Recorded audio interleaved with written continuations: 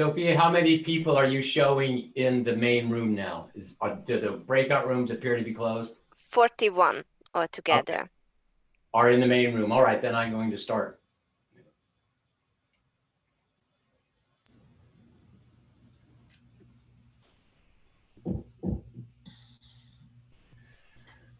Welcome everyone to the Government Accountability Project's Whistleblower Forum. I'm the moderator, Thad Geyer, and I'm one of GAP's senior contract litigators. We're here to ask 12 of the nation's top whistleblower lawyers what they view as the path forward after 4 years in which whistleblowers played a leading role in at least delineating the tolerable limits of overreach in government and private employment. And of course, they have paid a heavy price for it. Louis Clark's keynote as founder and executive director of GAP, he will just get right to the heart of the matter. How do whistleblowers, brick by brick, build a wall against government and corporate tyranny? DC-based lawyer Mark Zaid is one of those bricklayers and represents some of the highest profile whistleblowers over the past 4 years. Mark will comment on Louis' ideas and then ask a single good question. Tom Devine, GAP's legal director and chief legislative activist, intends to take his muckraking once again to Congress with the hope that democratic political passions for whistleblowers in the last administration can be translated into better legislation in the Biden administration. Dodd-Frank whistleblower rewards lawyer Jordan Thomas will comment on Tom's legislative strategies and then ask a single good question.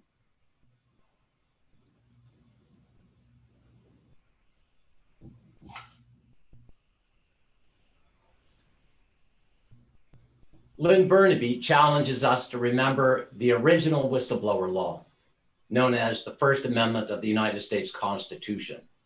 GAP's litigation director, Jack Kolar, will comment on Lynn's advocacy to give the First Amendment more vitality in defending federal service whistleblowers, and then ask a single good question.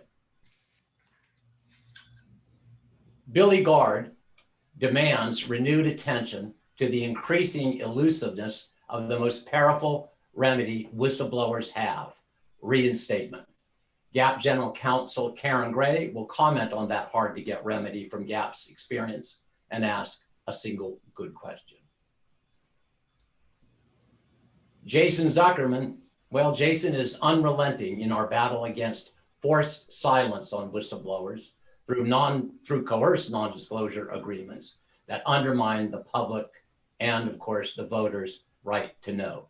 Deborah Katz, who has waged that battle in the Me Too era, will comment and ask a single good question.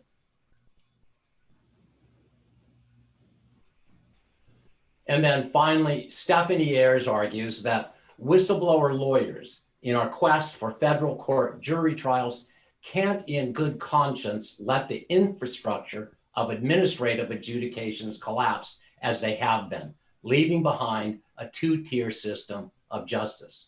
Former DOL Administrative Review Board Judge Joanne Royce, who is now of counsel at GAP, will comment and ask a single good question.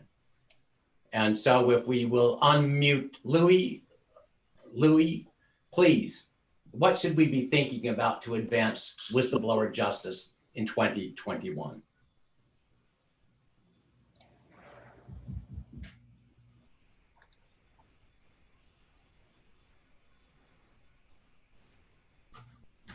You need to unmute, Lou.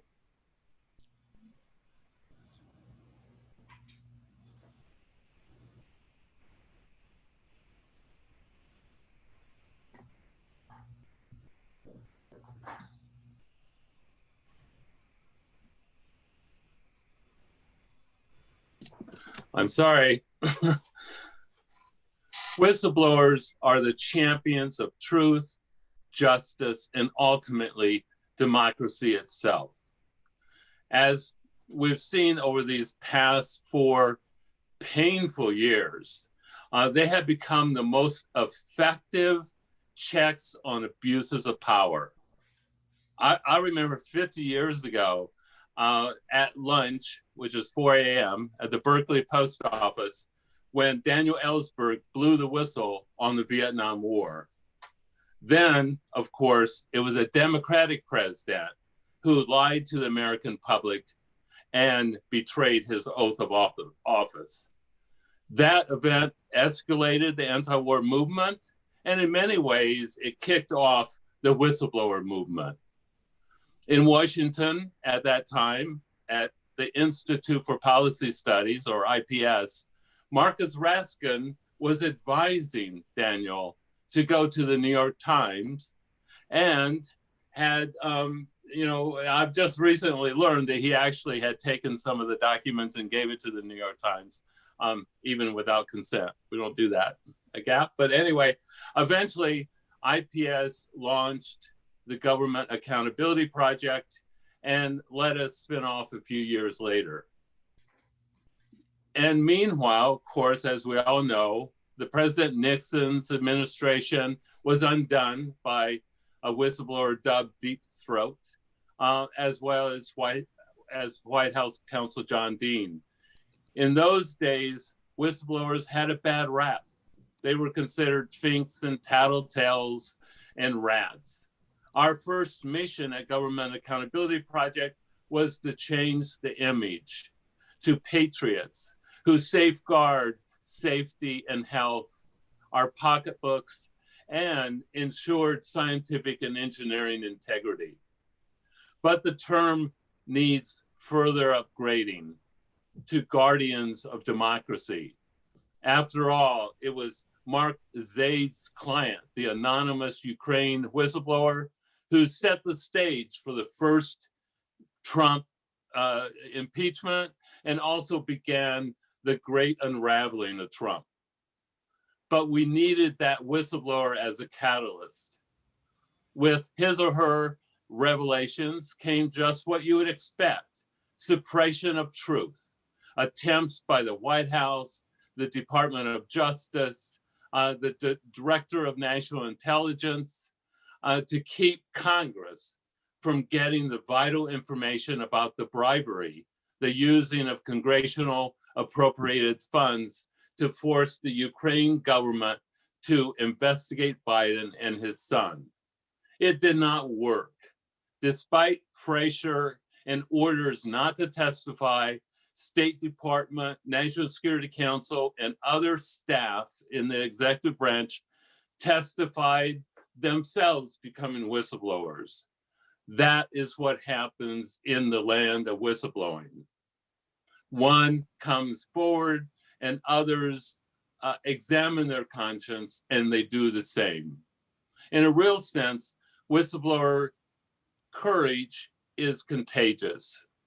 And most of us don't like violence-prone bullies like Trump when they suggest to 82 million Twitter followers that the Ukraine whistleblower should be murdered. Or more recently, threats of criminal prosecution to a Georgia Secretary of State, a recent whistleblower within Republican ranks. The evidence is overwhelming. Whistleblowers are guardians of democracy, but they will sink beneath the waves that they create without support. That is where all of you on this call come in. And I know I'm speaking to the choir. I'm a preacher. I know what it is to speak to the choir. We need to speak to each other and work together. And that's why this event today, produced by Thad Geyer, is so critical at this moment. We need to learn from each other how to serve this surging cascade of truth tellers. We also need to know what laws we need to have in order to protect whistleblowers, to ensure that their revelations see the light of day, and to see that we're able to reform corrupted institutions. Thank you. Louis, thank you very much. Mark, we'd like your comment, please. Yeah, Thad, Louis, thank you so much. It's so great to see everyone on this call. And I know I can speak for everyone to say how appreciative we are of GAP's great work over the many years and many to come.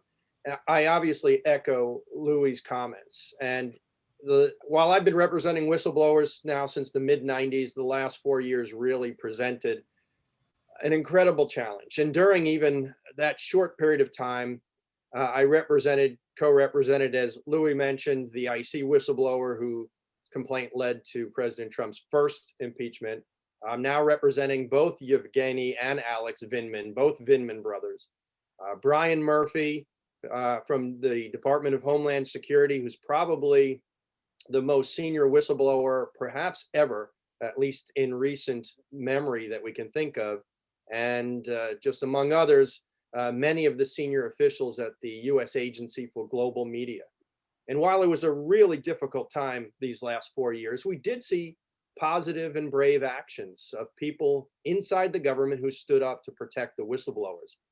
The Inspector General for the intelligence community was incredibly helpful. Even the acting DNI, Joseph McGuire, although he obviously impeded the progress of the urgent concern initially based on instructions he was received, he spoke favorably about how the IC whistleblower had followed the law.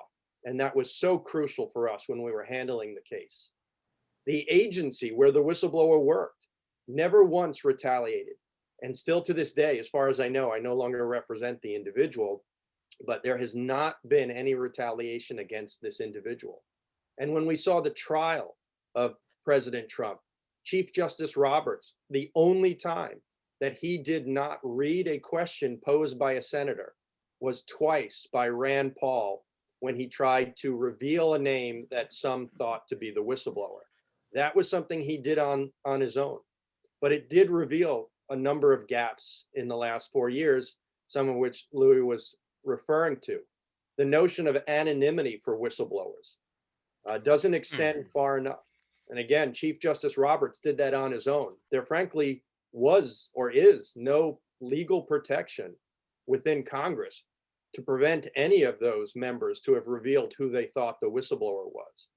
This notion of the urgent concern being impeded needs to be addressed. And the Department of Justice OLC, Office of Legal Counsel memo that said the ICIG had no jurisdiction needs to be rescinded.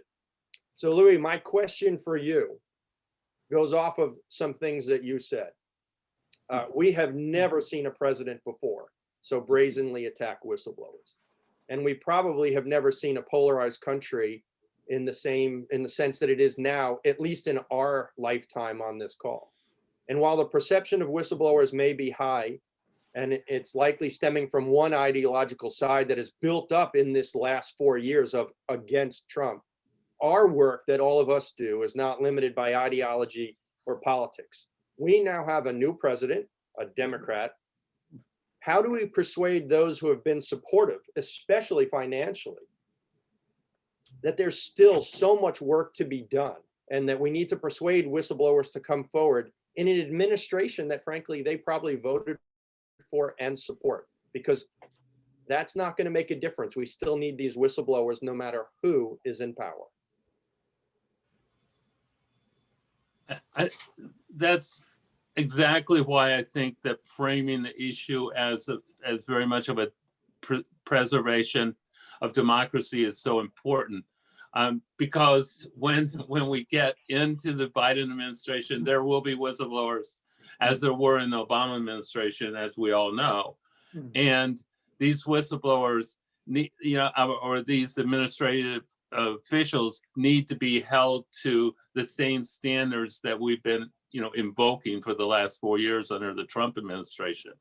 And so they really do have to, no matter how, how personally painful it might be or professionally painful it might be, they have to listen to the whistleblower, they have to protect them, and they have to preserve these people as guardians of democracy. And And another thing is that we have to provide that education. I know in terms of the funding world, which I know a lot about, is we've always had a tough time when the Democrats are in office because, again, because of the ideological splits. But at the same time, it's really my task in that sense to educate the folks in the funding world that they need to support whistleblowing as much in the Biden administration as in the Trump administration and hold those people's feet to the fire. Thank you very much, Louis. We'll move on to the next segment, and this is pressing whistleblower legislation in the Biden presidency. We'll hear first from Tom Devine and then receive a comment and a single question from Jordan Thomas. I think a wonderful theme for Louis' advocacy is the unique opportunity that we have with the Biden administration to strengthen freedom of speech through whistleblower laws. But let's give a little bit of context for it. In 1978, the United States passed the first national whistleblower law, and it sparked a global revolution for freedom of speech. Now there's 48 nations with national whistleblower laws, and it's swelled to 62 countries with 2019 EU whistleblower directive. Unfortunately, to a significant degree, our pioneer rights have become dinosaur rights. The rest of the world is passing us by. And let me give you some examples of that. Federal workers don't have access to court for jury trials to seek justice, unlike most corporate whistleblowers. And they're limited to a completely dysfunctional administrative law system that hasn't been able to issue a decision for the last 4 years and has a 3,000 case backlog. Or in the corporate level, we've got over 50 corporate whistleblower laws. Most countries have one whistleblower law for the whole country. Here we have public, federal, public, state, and over 50 corporate whistleblower laws that are a crazy quilt patchwork of inconsistent hit or miss rights. I'd do a shout out and direct you to Richard Renner's research at Cal Jarvie and Chosey for what I think is the definitive menu of this mishmash. Or financial whistleblowers. The landmark Dodd-Frank law created whistleblower protections, but they don't apply for disclosures within the corporation where you work, which is 96% of the whistleblowing disclosures, making it largely irrelevant. And the bounty provisions that Dodd-Frank has made so much more significant are inconsistent with other legislation, and there's threats to the stability of the funding for them. We've got a lot of work to do. And with the election, we have a unique opportunity to get those results. I was surprised by the last Congress that despite all the partisan gridlock and the attacks on whistleblowers, the kind of the breakdown of the bipartisan consensus, we actually did get 7 whistleblower laws passed strengthening freedom of speech. One, the Corporate Transparency Act, I'm really excited about because it gives best practice rights for private sector employees challenging violations of any Treasury Department law, rule, or regulation. The centerpiece was kind of money, offshore oil accounts, but it covers all Treasury Department whistleblowing. The criminal antitrust law gave Sarbanes-Oxley rights to those challenging criminal antitrust violations. We've gotten now the right, a breakthrough after decades of work to make classified disclosures to more committees in Congress than the intelligence committees. The contractor whistleblower rights were strengthened in terms of the scope of jurisdiction and the teeth in their anti-gag provisions. The pipeline whistleblower law has the statute of limitations extended so that it's realistic, is now giving access to court and jury trials if you don't get a speedy administrative ruling, and has anti-gag provisions. The No Fear Act for training and knowledge of whistleblower and EEO rights has been strengthened. And in relation to Mark's comment, the House actually at the end of last Congress passed a confidentiality rule to protect people like the Ukraine whistleblowers. But we have a lot more work to do, and I'm really optimistic about it. In 2006, when the last time the Congress changed hands, a Democracy Corps survey found that 79% of voters, swing voters, wanted to have stronger whistleblower rights. And we were able to take advantage of that by getting 12 whistleblower laws passed between 2006 and 2010. That very much modernized the strength of best practices. Now in 2020, a recent Marist poll found that 86% of the country want stronger whistleblower rights. And we've got 36 laws in our sights that'll help the politicians respond to that political mandate. Now, let me close by just giving you kind of a menu of the top 10. The Whistleblower Protection Improvement Act to give federal workers access to court for jury trials, and realistic standards for getting temporary relief and stays in cases that can go 2 to 10 years. Finally, for protection against retaliatory investigations. Even soldiers have protection against retaliatory investigations, but not civil service workers until another shoe drops. The COVID-19 Whistleblower Protection Act, which would cover all public health and safety whistleblowing and expand the scope of rights to shield against criminal and civil liability. Law enforcement accountability. The Justice and Policing Act didn't have protection for law enforcement officers or citizens who blow the whistle, and the rights won't be worth the paper they're written on without it.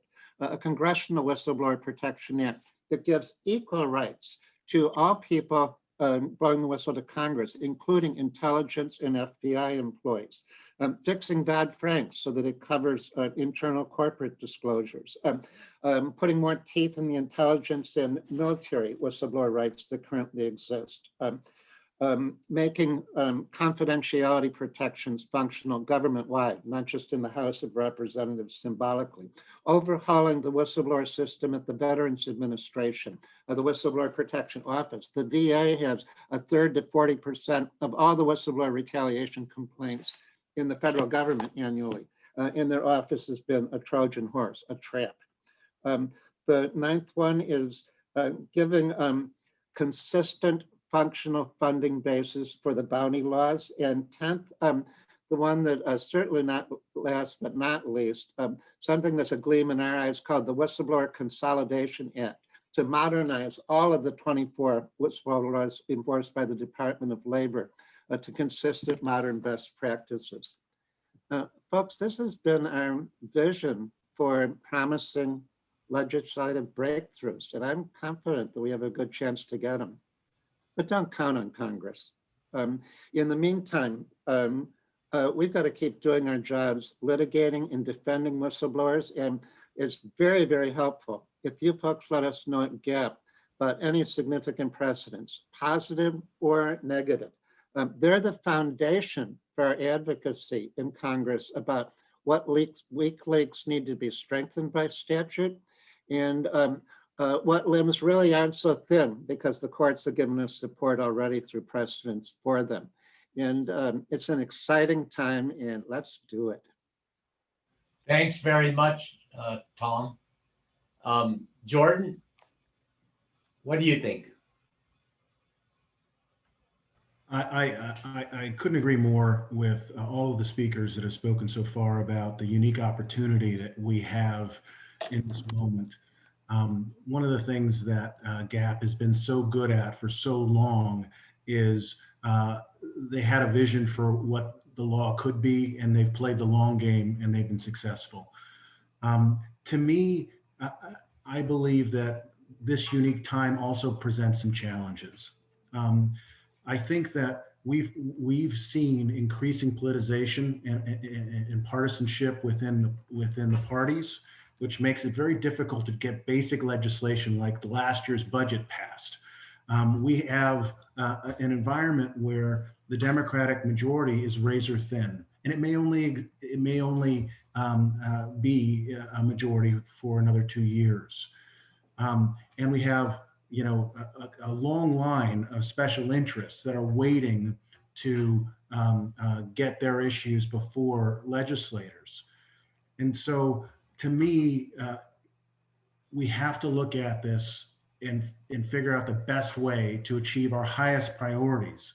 And so my question for you, Tom, is how is it that GAP and GAP's allies are prioritizing their legislative goals, and how are they modifying their approach to ensure that they win, as opposed to get 30 requests in, but they don't win on all fronts or on the key issues?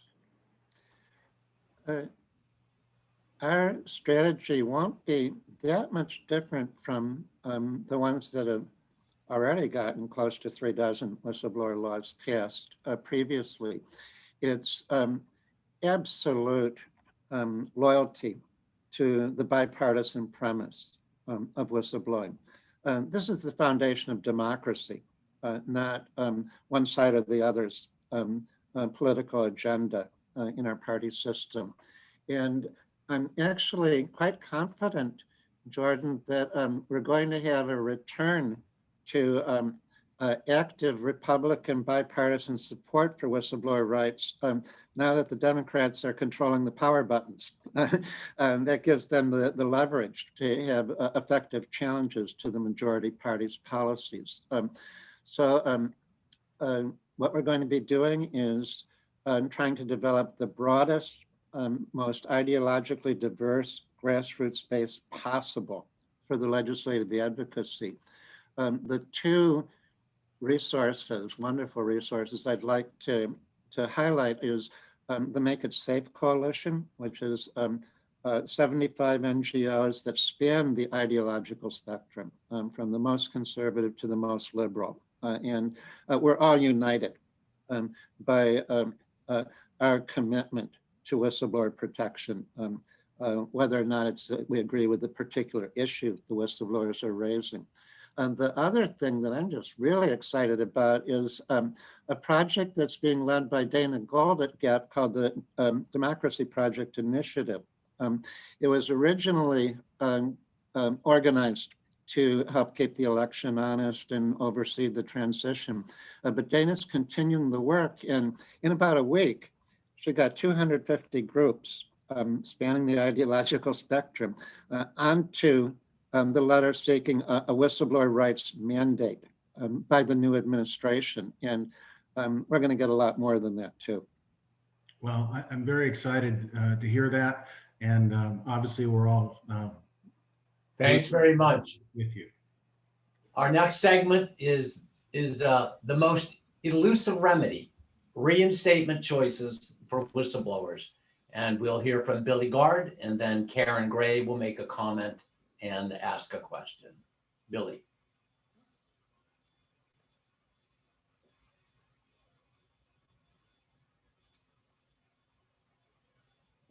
Thad, I think I was supposed to speak next, but if you want to do it in a different order, that's okay. Okay, we'll just go with this order then. So am I up? Yes.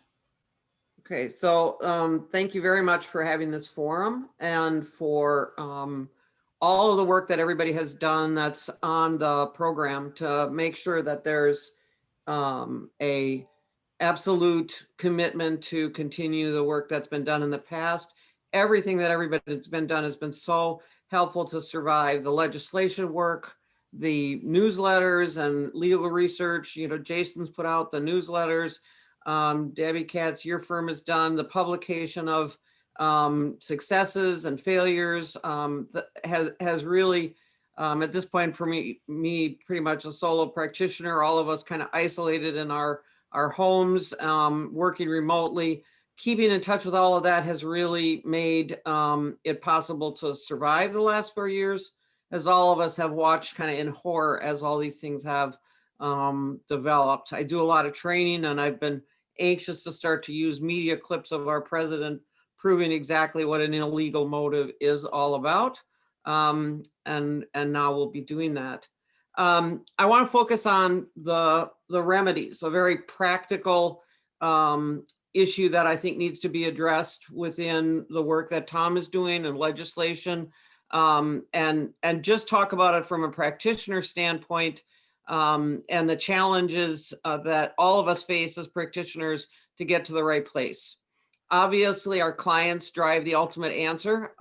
Once they have been terminated, we've litigated on their behalf, and they are facing decisions on whether or not to go back to work, if that's a possibility, and offered by the respondent, or to take a settlement offered by respondent. As all of us know, reinstatement is the presumptive remedy in virtually all of the administrative whistleblower cases that we have. And we're limited, we're both limited and liberated by that result, because most of our employers don't want them back. And so the tool that we have to use is to insist that they want to go back. But how many of our clients have kind of sat in the corner of our offices in terror at the idea that they actually may have to return to a workplace that not only ran them out of there with, the most outrageous examples of retaliation that you can think of, and the impact that it's had on them emotionally, mentally, their families, but also the retaliators remain in power. And so the concept that there's any equality or equity in the return of a whistleblower to the same work environment is most of the time, from my experience, is more than they can bear. Now, of course, some of us represent, and at times throughout our career, have represented the whistleblower that is committed, is dedicated, and could care less about what they're going to be subjected to when they come back. And as a practitioner, those are kind of easier cases to handle a settlement, because they will just insist I'm going back, or we're going to just keep going to court. And those are both fine, and often those are fun. But they are the exception rather than the rule. By the time most of my clients have completed discovery, depositions, and even a hearing, even if they prevail, the idea of going back to work in that work environment is untenable.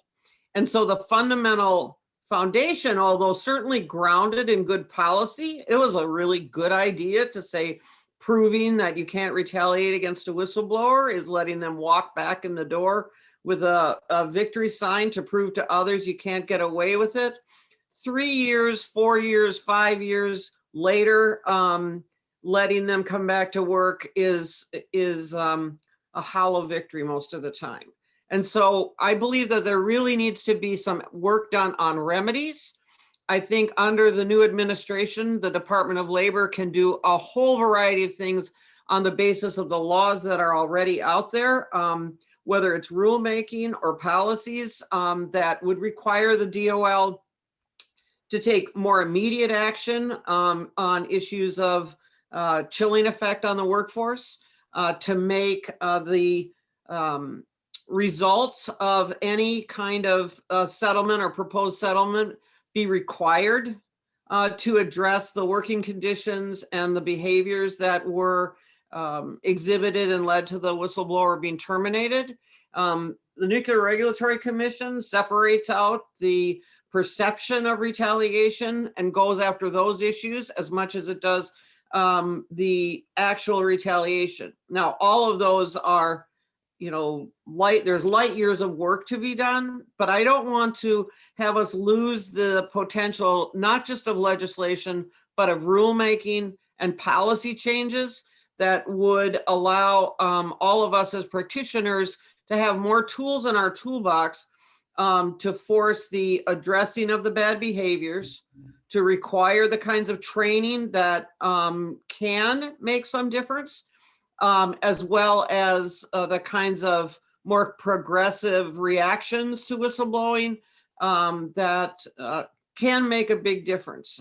I have had the privilege of working in situations where company presidents have actually done the right thing, but it's extremely rare. And celebrating those examples and using those examples, I think, are an incredibly important thing that we should be doing, and talking to the DOL in those cases that we have, and make them address the perception. It's already in their whistleblower investigation manual, The policies are technically already there. It's just nobody ever enforces them.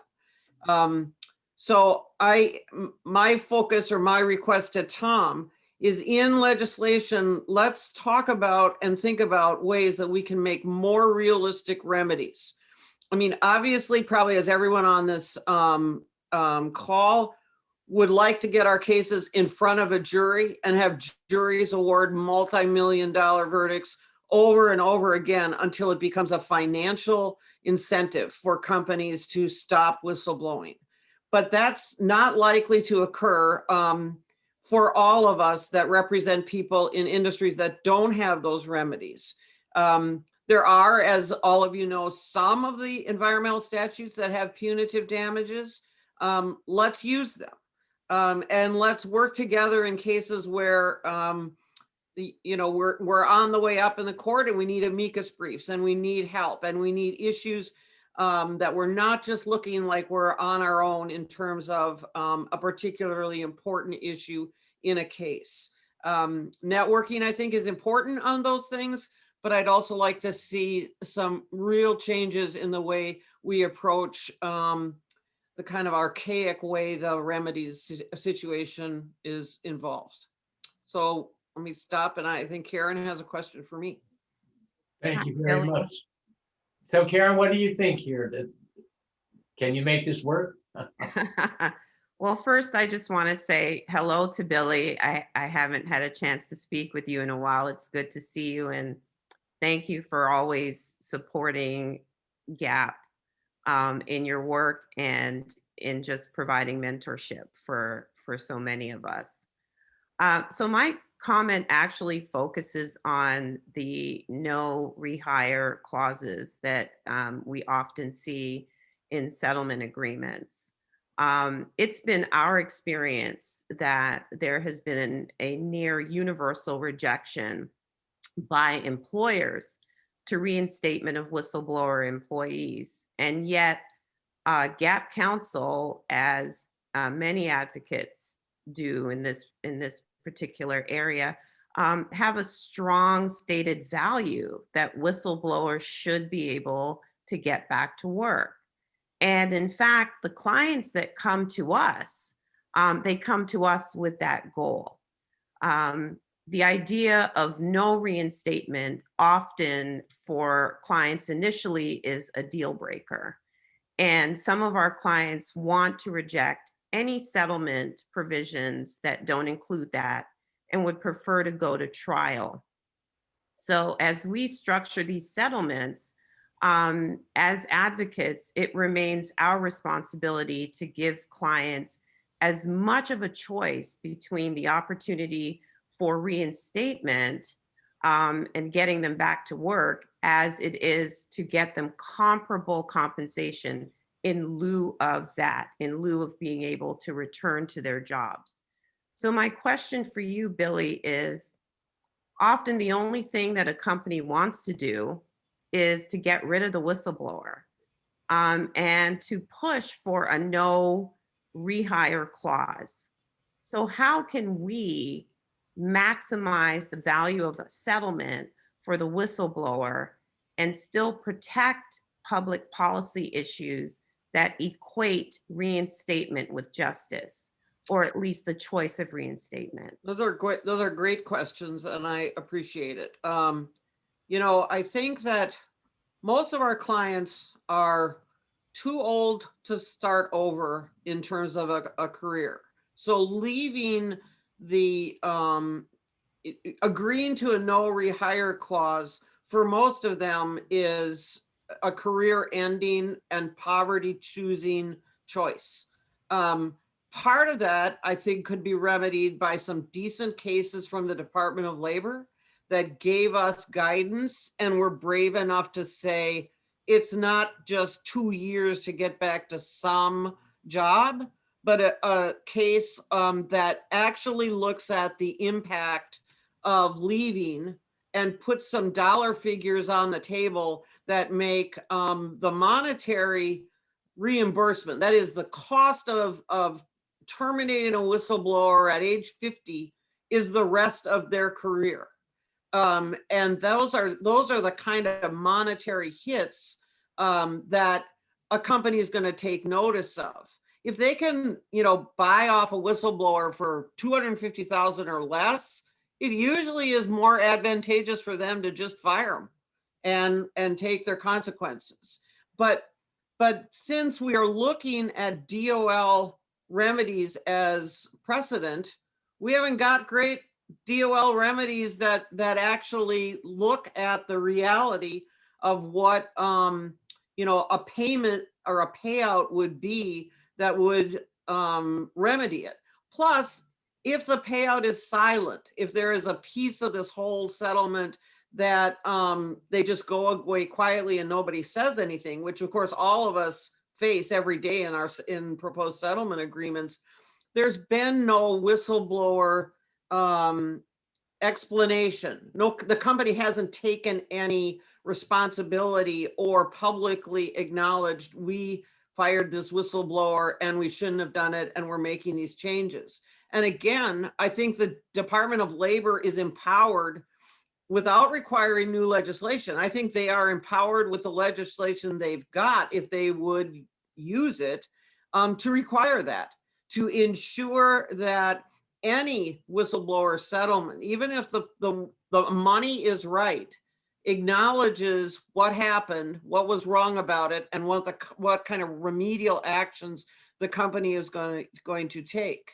The other piece of this, and there's limited time to address all of this, is all of us, I think, already are, but we need to make sure that whatever the substantive issue that whistleblower raised, whether a safety issue, a fraud issue, is safely in the hands of the responsible government agency, and that there's no way that a worker can be, required in a settlement to abandon his concerns. Some agencies do a better job than others, but as I'm sure all of us, just last week, I was talking to a corporate attorney who wanted to, pay out and buy out the safety concern. He wanted it gone. So I get a proposed settlement agreement that's got the language in it that's clearly illegal. But of course, he didn't know that. And I think we all find that. And so publication and talking about the fact that you can't do those things, and that all of us as a whistleblower bar refuse to do those things, and that we look at the Department of Labor. They disbanded the whistleblower advisory panel. I don't know a lot of the new DOL people. They're not yet in place, but I think it behooves us all to kind of go in mass and say, there's things you can do. There's things we think you must do, and we don't need legislation to do it. And speak on behalf of our clientele. I don't know if that answers your question, but I think those are all things that we can do and should do. And as lawyers, we just need to say, no, it's not enough money. It's not going to work, and it doesn't resolve the issues that our clients raised. Thanks, Billy. Yeah, that's very helpful. Thank you very much. The next segment is reviving the original whistleblower law, the First Amendment of the United States Constitution.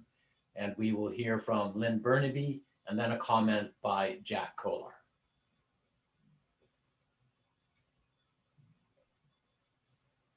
Hi.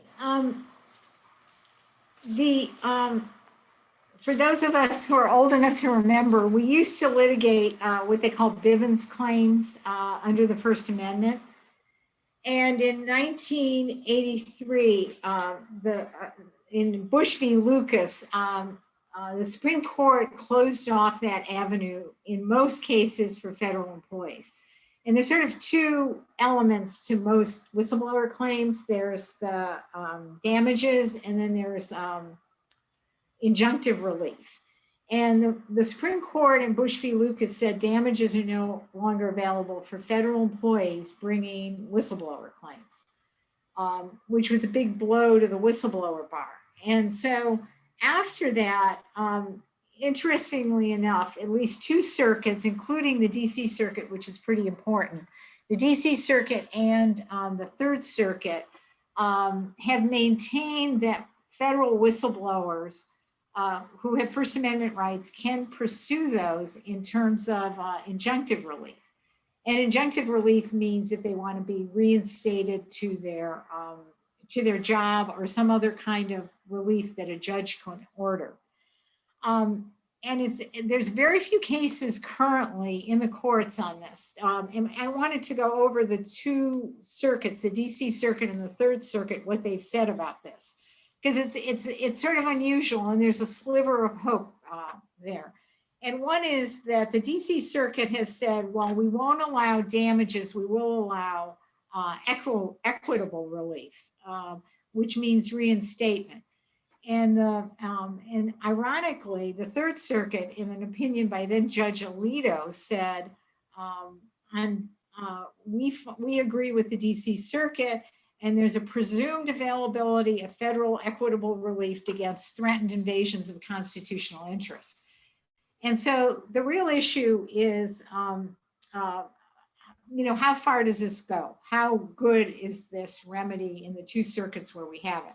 So, we can look at the two cases that exist, and I think one is a very sort of unique case. It's the McCabe case, Andrew McCabe versus the FBI. And if everyone remembers, he was fired by Trump, I think the day before his pension formally vested, his full pension at the FBI. So there's an enormous amount of money at stake. And so he's brought a case, and the district court judge has allowed it to move forward, saying he wants reinstatement.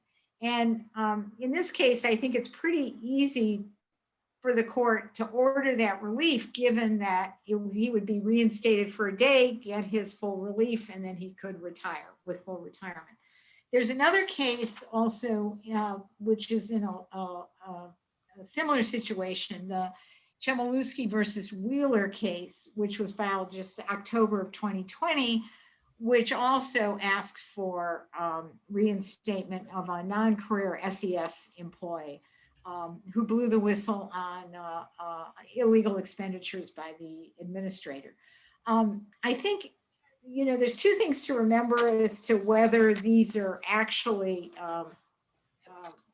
very good remedies. I mean, I've litigated some non-federal employee whistleblower cases to see what remains after Bush v. Lucas, and the courts don't like them. So I think even though there's two cases now in DC courts, district courts, I think that we're going to find even a further narrowing of this area. Although it's still available now, I think we may see a further narrowing with Trump judges who are very conservative. I think the other issue with these cases is, leaving McCabe aside, which is sort of a unique situation, the judges are going to be deciding whether there's reinstatement or not. And they're always looking at whether or not it's going to be disruptive to the workplace. That's sort of the way the law is developed in terms of reinstatement. So I think we're going to have a problem in terms of whether reinstatement is going to be ordered if it's a whistleblower that's seen by very conservative courts as having been disruptive or not being able to go back into the workplace. So I think this is a very narrow window on these cases. And I think really in order to get real protections, you're going to have to be looking at legislative changes like the things Tom was deciding. And I also might say, just to comment on some of the prior what Mark Zaid was saying is, I think we're really operating out of a hole right now, because the Trump administration, and we've represented some people in situations like this, have gone on a full-scale war against whistleblowers. And basically what they've done is, with talk of the deep state, they've really terrorized a whole group of federal employees. And behind Mark's whistleblower, there were many, many other whistleblowers who were getting death threats, who supported the Ukraine investigation, and whose names you don't hear, but they suffered much the same retaliation as the IC whistleblower.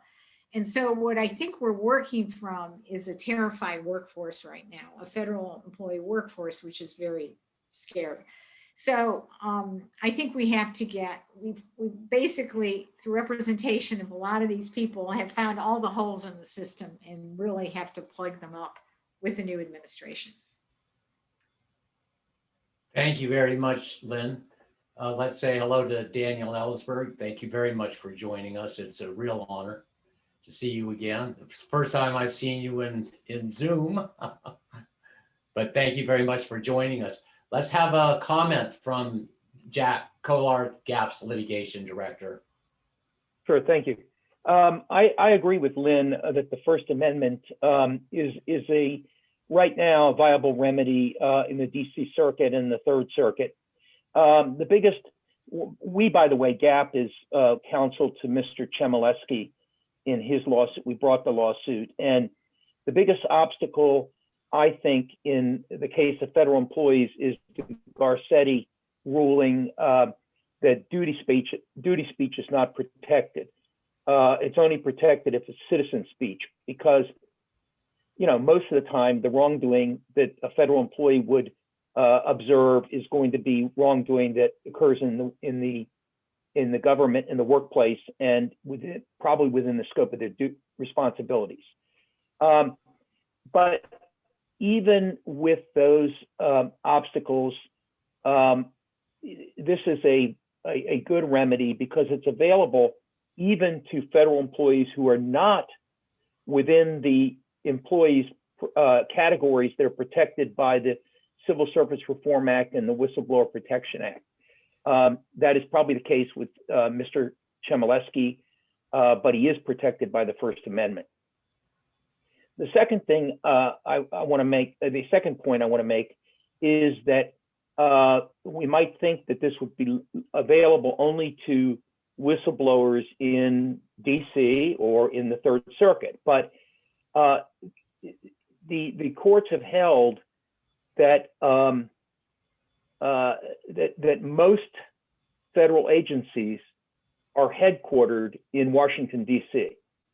And so it seems to me there's at least the argument that if somebody is a federal employee in California, they can still avail themselves of this remedy because their agency is headquartered in DC, and under 28 U.S.C. 1391E1, a civil action in which the defendant is an agency of the U.S. or the U.S.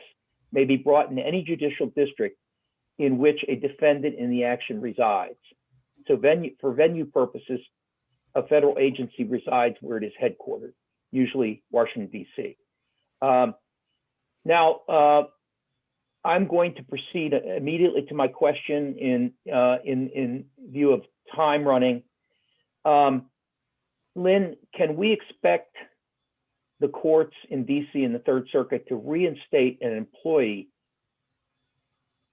in a time like we're living in, where there's an outgoing administration going out and a new administration of the opposite political party taking over? Is that part of a court's equitable calculus that might lead the court to deny this remedy? Well, it's a really good question, and one we've encountered in some of our cases. I think the real issue is a political one, and I think it's going to depend on the courts, who they were appointed by and how conservative they are. I think there's a good argument that a whistleblower who was protesting policies of the Trump administration are no longer a disruptive force in the workplace because there's new policies and new administrative heads. And depending on that, I think you have actually a better chance of getting injunctive relief. That being said, the federal courts are very conservative right now, and I don't see that changing anytime soon. So, it's a court-made remedy, and what the court gave, it can take it away, and I think it has to a large extent. So how long we're able to maintain these federal court remedies is going to be a real issue, I think, moving forward. Thank you very much, Lynn. The next segment is defeating abuse of secrecy, ending forced non-disclosure agreements on whistleblowers. And we're going to hear from Jason Zuckerman And then a very good question by Deborah Katz. I don't have control of the slides, Thad. Do you have them? Yeah, you need me to do the slides? If you could, please. Yes. I don't Okay. have- Can you go ahead and start without them and I'll bring them up? Yes, yes. So first of all, unbelievable honor to be here today. And the thought that we've got Mr. Ellsberg with us to talk about what it means to have to deal with an NDA, to me, that's just unbelievable. So let me get right into it. Due to the hard work of people at the Government Accountability Project, we have all these whistleblower laws. So what a lot of employers did in their utter gall and their utter arrogance was to say, we won't apply them to us. And how are we going to do that? We require every employee when they get hired, and of course, nobody looks at this, to enter into a very broad NDA. What's in those NDAs? Any non-public information is owned only by the employer, and you can't provide it to anyone without our consent. And when you leave, you better give us back all of the documents, and we own that. So I am happy to report that due to our hard work, we've actually made a lot of major progress in this area. And a lot of the lawsuits that were brought against my clients for their violations of their NDAs only a few years ago would not be brought now, or if they would, we've got very good law in order to deal with them. So what I had seen is a lot of employers would go all out after my clients, bring every claim that they could ever think of, and I've got them in my slides, whether it's breach of contract, Jason, here's the bad news. There's no way I'm going to replace a dynamic speaker like you with slides. So forget about the slides. Okay, I will email out the slide later. But misappropriation of a trade secret, a violation of the CFAA, which is a law that prohibits any form of hacking. And they go all out after my clients. I had one, and I think we've got Scott Oswald on this call who was with me. My client had worked at a Department of Defense contractor who blew the whistle on them providing equipment that didn't work with the war in Iraq. They brought a preliminary injunction motion, had 8 lawyers at the hearing, okay, spared no expense. I'm happy to say we won in that hearing, but I got them under oath and asked them, what's the harm? What's the harm of what my client did when he blew the whistle? And they couldn't give any answer at all. So they would use these broad NDAs to go after our clients. And some would even have in there that my clients had to pay all of the legal fees. So the goal was to scare our clients and get them to give up on their claims. But I'm happy to report that has not worked very well for them. And one of the worst things that I had seen, and I think a lot of us on this call have dealt with this, is they go after us. It wasn't just enough to go after a client. I would get a subpoena that would ask for my emails with clients. I would get all kinds of allegations that I was part of a criminal conspiracy to steal their IP when my clients blew the whistle. And a few of us have actually been before, the bar on these issues. I have not yet. I'm sure that'll happen at some point. But they would do anything they can to use these NDAs to go after our clients. But, I'm happy to report it hasn't worked. Let me give a quick example. I had a client who was supposed to appear at an oversight hearing. And a day before the hearing, we get a letter from a lawyer from a very, very high level agency official saying, if your client will appear and if they go into this and this, that's going to violate their NDA and they could lose their job. Well, I called them, politely held up my middle finger, and I called a reporter within an hour, and we got a story out saying that that's an outrage. Obviously, my client had every right to speak with an oversight hearing.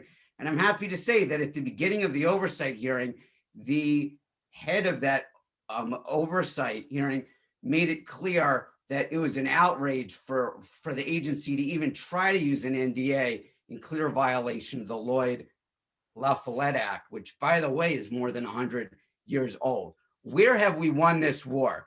Let me start in the US Congress.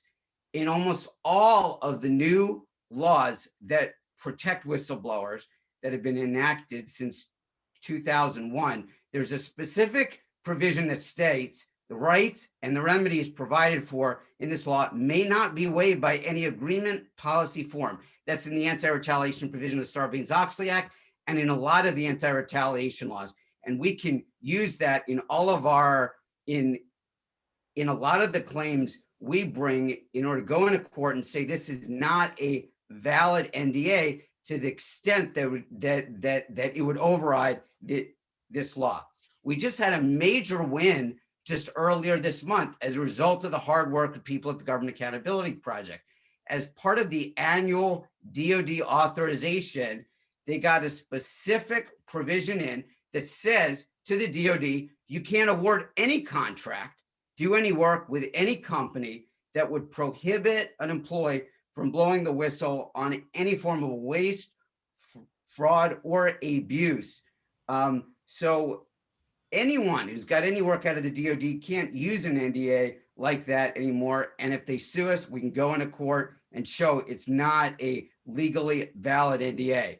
As part of the Whistleblower Protection Enhancement Act of 2012, again, the result of very, very hard work of people at the Government Accountability Project, there is an anti-gag provision that provides that any agency that has an NDA has to put in there that it does not override employees' rights to blow the whistle.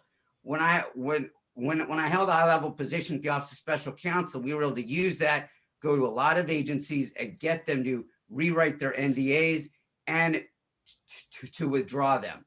We've also won this war at a lot of the agencies. Probably the most stark example of where we've won this war is at the SEC. And we heard earlier at Jordan Thomas, he's been involved in this. And the lawyer who's gonna ask me a question later on has also been very involved in this effort. We've gotten a great rule out of the SEC. It's Exchange Act Rule 21F, that no person may take any action to impede an individual from communicating directly with the SEC about a possible securities law violation. So the SEC is saying to employers, you cannot prevent your employees from providing information to the SEC. When I went along with people at the Government Accountability Project to meet with then SEC Chair Mary Shapiro back in 2011, we told her this rule is critical because if employers can use these NDAs to prevent people from blowing the whistle to the SEC program won't work. I'm happy to say this has been a real priority for the SEC. I think that the former head of the SEC, Office of the Whistleblower, Mr. McKessie, was also on this call. He might still be on the call. He made this a priority, and the current head of the Whistleblower Office has. They have brought specific actions against more than 11 employers for a violation of this rule. And this rule has had a real impact. How do I know that? When I resolve claims now under the anti-retaliation provision of the Sarbanes-Oxley Act, it always has a clause that specifies, and you should always make the employer do this. One, it does not prevent your client from providing information to the SEC. Number two, you don't have to waive the right to get an award. Where else have we won at the agency level? At the DOL. There had always been law in effect since the mid-1980s, again, as a result of the hard work of the Government Accountability Project, that you could not require, an employer could not require an employee, in order to resolve a claim, to enter into an unequivocal provision that would bar them from providing information to an agency of the US government. That was always clear. But what I found was employers got smart and they got around it. So they would put other things in there that weren't an unequivocal gag clause, but had the same effect. For example, you would have to inform the employer if you're going to go to the government. For example, if you were to get a subpoena, you would have to let the employer know if you're going to act as a witness for some other employer or some other employee on a voluntary basis. You'd have to waive your right to get an award from the SEC. So Mr. Devine and I, back in 2015, asked DOL to issue a new rule on this issue. I'm happy to say in 2016, they issued very, very detailed guidelines about all of the provisions that the DOL should not approve of when a claim is resolved. And I'm happy to offer that to you. And I've been able to give that to a lot of employers, and that's gotten them to withdraw certain clauses. We've won it in the US Congress. We've been able to win this war at various agencies. And we've also been able to win it when we go into court. And that's why it's so important to get amicus briefs. I've gotten some out of the Government Accountability Project when I've had these cases. I've even been able to get one out of the Department of Justice on this issue. These claims usually come up when a claim is brought in the key TAM provisions of the False Claims Act, where an employer will bring a lawsuit saying there's been a violation of the NDA because the employee had handed over information to DOJ to the DOJ. There's very good law that is a matter of public policy. An NDA cannot bar an employee from providing information to the Department of Justice. If you live in a jurisdiction that has an anti-SLAPP law, bring an anti-SLAPP motion, and you can even get your legal fees for that effort. One of the things I've done is when employers bring a SLAPP suit against my client, I bring a new claim of retaliation. I say that itself is an adverse action. I was able to get a judge to allow me to pursue that in a claim brought under the anti-retaliation provision of the False Claims Act. I have to say that the law is beginning to go the other way lately, that if there's an act of retaliation after the end of the employment relationship, that's not an actionable adverse action. We were able to get, as part of the AMLA law just a few weeks ago, a specific provision that makes it clear that an act of retaliation after the end of the employment relationship is actionable. We need to get that into all of the anti-retaliation laws. A few other very quick things here. Look at the ARB's holding in the Vinoy case from 2011, and we're honored to have with us one of the authors of that excellent ARB opinion, the former ARB Vice Chair, Joanne Royce. And if you look at the holding of the ARB in the Vinoy case, it says, as part of the public policy in the anti-retaliation provision of the Sarbanes-Oxley Act, an employee can provide information to the IRS that they got as part of their job. So where do we go from here? And I got to wrap this up in the next minute. There are still a lot of obstacles. One, many employers will refer our clients for criminal prosecution. And a lot of those laws don't contain any kind of an exception for people who blow the whistle. So that's a big issue. One other big issue, when an employer opens up a retaliatory investigation of our client, there's law all over the map as to whether that is an actionable act of retaliation. We need to clarify that it is, because just having to go through the process of having to respond to that form of an investigation can be very harmful to our clients. One other obstacle, workplace electronic surveillance.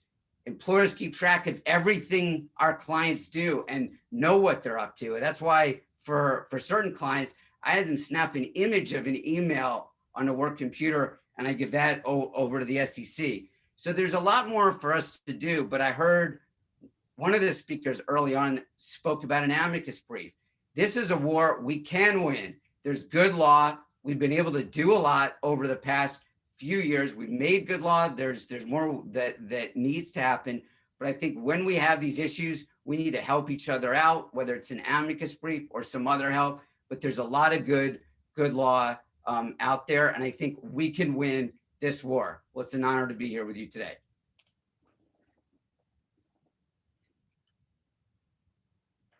And let's go to Debbie. Thank you very much, Jason. Greatly appreciated it. Just a comment. I join with you in calling out Joanne's excellent work on the ARB. I actually have had to decide as moderator not to call out people for the great work they did, because it would take an hour just to go through the landmark precedent setting cases that these distinguished panelists have contributed to American jurisprudence. One of those, of course, is Deborah Katz. And we'd really like to hear your views, Deborah. Thank you. Jason, great presentation. Pat, I feel like you asked me to make some comments to be sort of a straw man on this panel. So because of my work in the Me Too movement, and the considerations there are somewhat different about whether it's appropriate to have clients enter into NDAs where they don't want to be known forever in perpetuity with the worst trauma of their lives. We've represented victims of Harvey Weinstein. They don't want their children to Google their names if they settle their case and be required legally to enter into settlement agreements where their children and the whole world will then find out that they were raped or mistreated. And my view of this is that the NDAs should be allowed to be negotiated if there's a fair and negotiation, and clients should be able to enter into them. I have people who would not come forward if they could not settle their case in a private manner. And I don't believe that it is appropriate, as some state legislatures have done, to identify this particular category of claimant and say, you may not, as a matter of public policy, settle your case confidentially.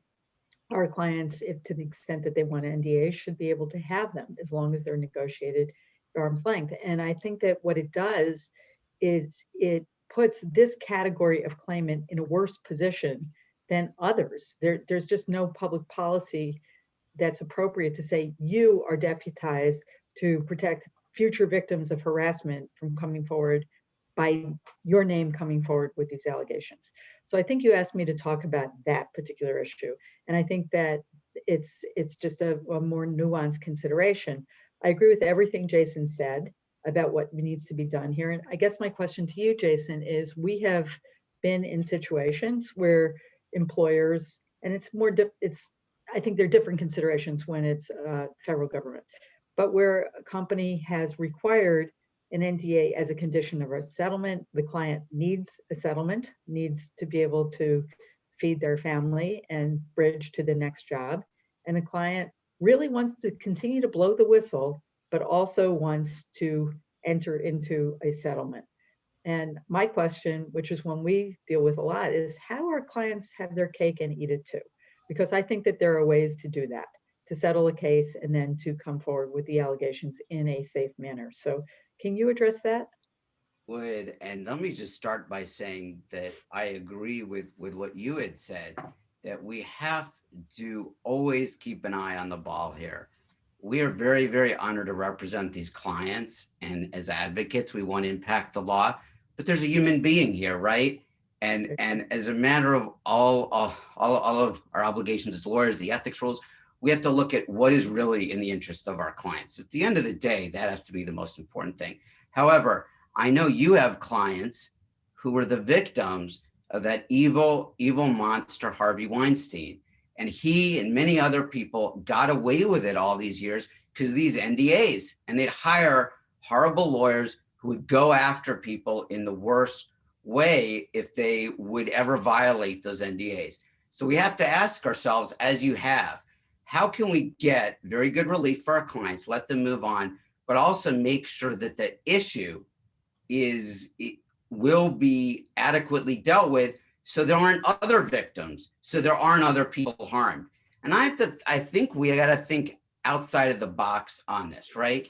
So our clients can resolve something, but make part of any agreement that they retain the right to report anything to an agency of the government or the Department of Justice or the FBI. And there are many options there. Yeah. Our clients could make a report to the FBI, for example, without having to reveal their name. They could go to the Hill, people who work on an oversight committee, for example, and say, here's where the evidence is, here's what's out there. They don't have to reveal their name, and they can give it over to other people to look into. We can certainly do that at the SEC, we do that at the DOJ. So I would agree with your point. We have to look out for what is in the interest of our client. How do we meet that interest, allow them to move on? But there are also various ways that we can make sure that they can blow the whistle on that clear violation and it'll be adequately dealt with so that other people will not get harmed. Thank you And very Jason, much, look, Jason. you can also, even if you settle a case, file a claim with the EEOC to create a record of hostile work environment, or but in cases where there's assault, I mean, it's illegal. I mean, those are Absolutely. criminal violations and those can certainly be brought. But the last point I didn't make, which was in your notes and you spoke to, is you need a social movement to make it safe for people to blow the whistle. And the Me Too movement was just that. Employers who went after people who signed NDAs and then wanted to come forward and violate their NDAs, most employers didn't do it because it would look so awful and so retaliatory. So part of it is the work that everyone on this call is doing, is to create a movement and a groundswell that protects whistleblowers and sees people who come forward as honorable, heroic people, so that when a company wants to go after them to enforce an NDA, it's like, you are a bad actor and we will make sure that you are punished as a result. So that was what was effective in violating NDAs during the Me Too era, and similarly around particular issues, we have a lot of public support for people to come forward. Absolutely. And thank you very much, Jason and Deborah. That was fascinating. Talking about launching social movements, Daniel Ellsberg, do you have a comment that you might share with us about that? Well, I'd like to comment on what I've been hearing, which is extremely interesting, and directly on the NDA issue. And by the way, Louis Clark and Tom Devine, good to see you again. It's been a long time. I signed many NDAs. You're talking mainly about corporations, as I understand it. And of course, my concerns mainly involve the defense or the national, so-called national security establishment in classified material. So in connection with that, I signed many NDAs in my career, and I violated them, absolutely, feeling that it was the right thing for me to do at the time. Now, that's very often described, generally described, as an oath, a secrecy oath. Actually, some of you know, but I would guess some of you do not know. It is not an oath. You don't sign an oath for secrecy. Conceivably, for some special sensitive compartmented information things that I never had, I had a dozen of those, but I never signed, held up my hand as an oath, so help me God, for any of those. It's a non-disclosure agreement. You do, by the way, take an oath of office. Every single employee takes the same oath that every officer in the armed service takes, every congressperson takes. It is not an oath to secrecy. It's not an oath to the president. It's not an oath, as actually President Obama said in his Nobel Prize speech incorrectly. It is not an oath for him to protect the country, which causes him to engage in wars sometimes, which he mentioned even when he was getting a Nobel Prize for peace. It is an oath to support and defend the Constitution of the United States against all enemies, foreign and domestic. And in the last 2 weeks, I've heard more reference to that than in my entire career, going back for 10 years, 50 years ago. We had 10 secretaries of defense, led by Cheney, of all people, reminding everybody in the military that they take an oath to defend the Constitution, and that something that subverts that is not to be obeyed. And you didn't mention secrecy, but the secrecy is not to be obeyed to protect such an action either. And I was saying to my wife, Patricia, as we watch this, and it's come up, of course, other times about Trump. And I said, I'm hearing this, I've been saying this for 50 years. And for the first time, it's being put in their consciousness that there is a possible conflict between their oath of office and orders they may get, or their NDA. Now, the fact is that conflicts between that oath of office and the NDA they sign not to reveal any secrets that they have discovered, which they take very seriously, everyone takes very seriously, including me. There's conflict often, almost never recognized. I can't even say that I was so conscious of that conflict when I decided to violate the secrecy promise. Later I was happy to see that Chelsea Manning and Ed Snowden both referred to that. They knew better than I did. But at my time, I was one of those, I don't know, who didn't regard that oath to support and defend the Constitution, oath of office, if I heard the words, as anything but an oath to support the president or my agency or my department. And the idea of conflicting there didn't occur to me. So 2 points here. First of all, long ago, I say very commonly, there is in reality an oath, a conflict between deciding to keep a secret that conceals crimes, major deceptions, aggression, terrible mistakes, horrible predictions, reckless policies that you regard as dangerous to human life. Often a conflict between that and your oath of office, or what you should do. It should be violated much, much more than it is. Of course, as a routine matter, the regulations of secrecy are violated every hour of the day. You show something to colleagues that they are not formally have been given a need to know, but they do have a need to know. And to get the job done, people hand over a document to somebody who's not on the distribution list every hour of the day. That's a record. Moreover, heads of agencies give out, in particular, do or give out authorization to selected journalists, a leak, a scoop that will help the agency, happens to be classified, and help a policy of some sort. And the president does that too. So these effectively authorized violations of the regulations. But doing something that your boss doesn't want, or your agency, your president doesn't want, that's real whistleblowing. And you're doing it for the purpose of preventing a real harm to people or undermining the Constitution. Now, on the NDA for this, and this goes right directly to what I was hearing earlier about your dealings with the SEC and the corporations. Long ago, I drafted a proposal for a change, an amendment to the promise you on secrecy that you give. And it's just said, if I can remember it, I mean, this was many years ago that I first said this, and I showed it to Dan Moynihan in a lecture he gave, and I'll break a rule of the Council of Foreign Relations here, which I resigned from a while ago. It was at the Council of Foreign Relations at a dinner, and I never was revealed that I'd get kicked out for saying that now if I hadn't resigned. I handed him this thing, and he said, very good idea, and it was this. The part of that should be required by legislation every time to say, I understand that this agreement does not permit me, does not oblige me or permit me to give false testimony to Congress or to commit perjury under oath, under any conditions, whatever.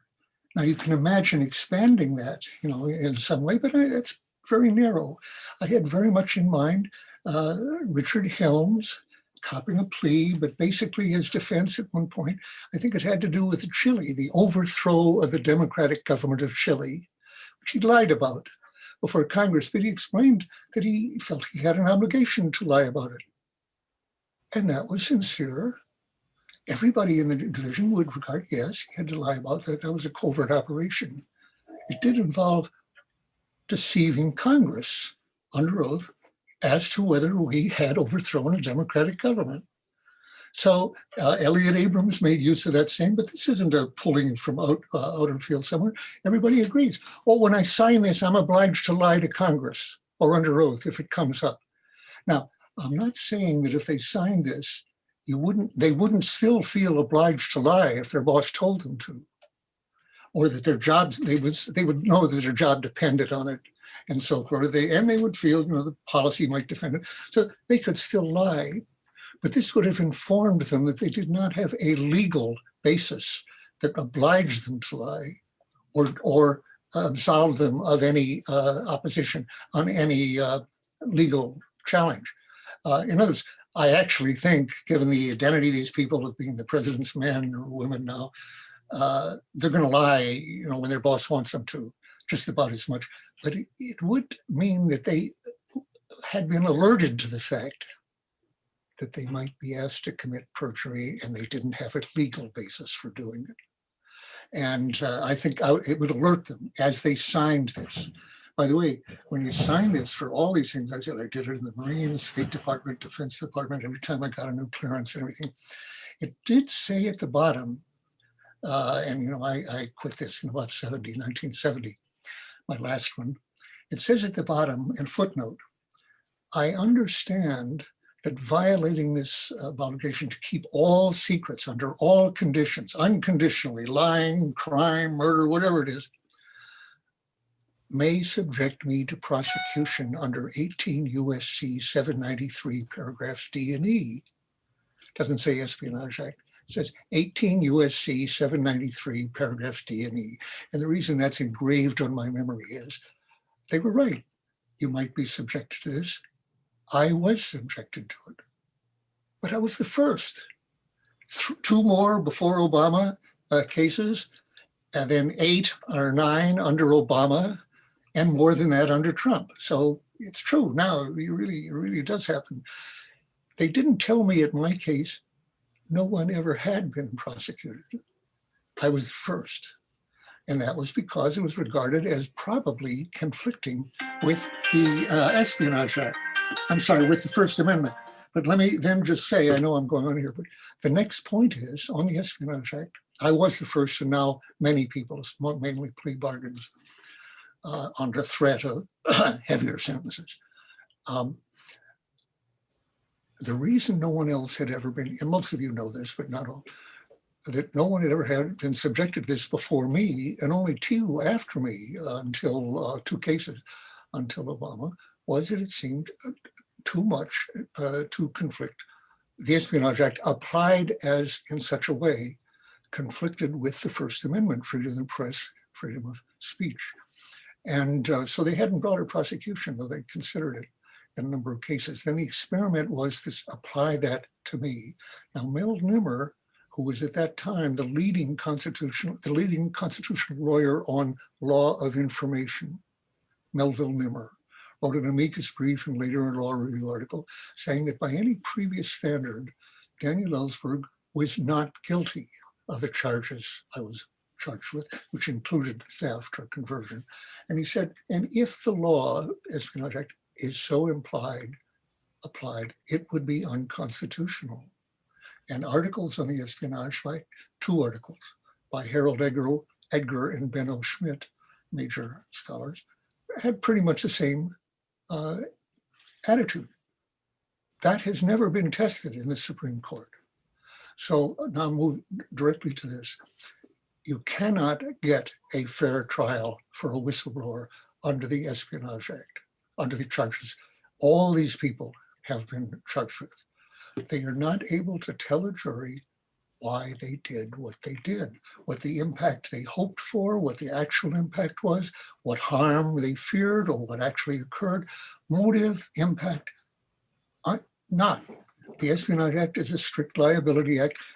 I'm not a lawyer, I'm a defendant, but this part of the law I've kept up with pretty much. And that means that motive is not an element here. Did you do this or did you not? Did you give them this? Did you not? Not why or what the effect was or anything, why it was needed to do. Now, to have a fair trial, which Snowden could not get, and none of these people have gotten, including me, you would have to at least have a public interest defense of the, or as Yochai Benkler of Harvard calls it, a public accountability defense, which he's drafted, which allows you to explain your motives, and as in most cases, not this. And there could be other restrictions as well too. For example, the Espionage Act as now written applies very definitely in the plain language to Assange, although he's the first journalist who has actually been indicted for that. And again, because that's a blatant violation of the First Amendment, never tested by the Supreme Court up till this day. So that needs to be changed. Actually, any reader who doesn't turn in what the News Times has told him, this is a classified document, and the reader shares it with a spouse, violating paragraph E as much as anybody. Last point then, you should be aware, Tulsi Gabbard, now out, with the drafting help after her first draft of me a little bit, but mainly because I gave it to a number of lawyers like Trevor Tim and James Goodale and Yochai Benkler and others. They all improved it.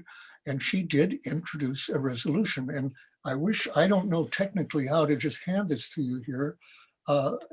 Somebody can tell me afterwards, we could get it sent to everybody, her resolution, which she put in, which of course isn't, nothing has been done with it. It was in the last month of the Congress, and she's out now, but anybody could pick it up. Ro Khanna had a bill like this, but it's on reform of the Espionage Act, and it is, which I have here on my screen, but I don't know how to show you, which does allow for a public interest defense, and it changes in various other ways so that it no longer would apply to readers of the New York Times or press on the whole, like Assange.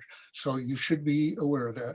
And to come back, I think if people were simply alerted by this change in the Non-Disclosure Act that I've mentioned to the possibility, which hardly any of them when they join the government imagine arising, when they sign that unconditional act, that promise they're led to believe may force them, cause them, if they keep their promise, to lie.